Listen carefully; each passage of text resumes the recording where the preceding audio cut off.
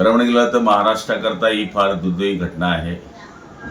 महाराष्ट्राचा खरा दादा आणि बारामतीचा किल्लेदार, वक्तशीरपणाचा माणूस, अजातशत्रू आपल्यातून हिरावून गेलेला आहे. खरं म्हणाल ते महाराष्ट्राचं फार मोठं नुकसान आहे. ते कोणत्या पक्षाचे होते पेक्षा ते सगळ्यांचे दादा होते. सभागृहामधलं त्यांचं शिस्त पद्धतीनं वागणं, कोणाशीही बोललं तर 5 मिनिटांमध्ये ते रागवणं, विसरणं आणि सगळ्यांवर प्रेम करणं, विकास हाच त्यांच्या मनातला ध्यास होता.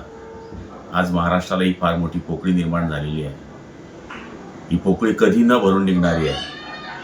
हे फक्त पवार कुटुंबाचं दुःख नाही, हे आमच्यासारख्या, तुमच्यासारख्या दीनदलित, पीडित, शोषित सगळ्या लोकांचं भयानक दुःख आहे.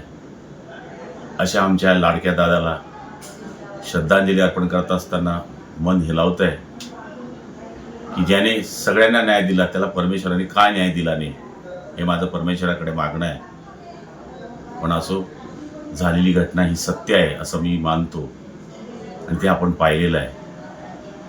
अशा आमच्या दादाला जळगाव जिल्ह्याच्या वतीनं मी भावपूर्ण आदरांजली अर्पण करतो. ओम शांती.